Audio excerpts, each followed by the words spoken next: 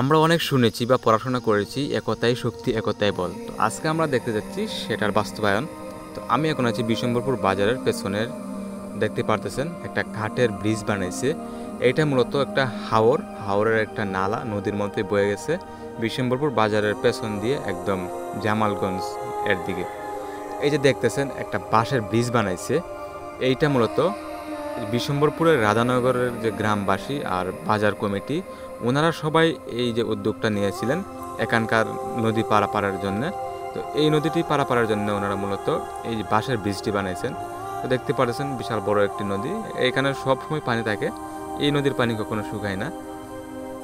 এই নদীটি হচ্ছে বিশম্বরপুরের খরচার হাওর থেকে একটা নালা বয়ে গেছে একদম শাসনা জামালগঞ্জ ওই দিকে।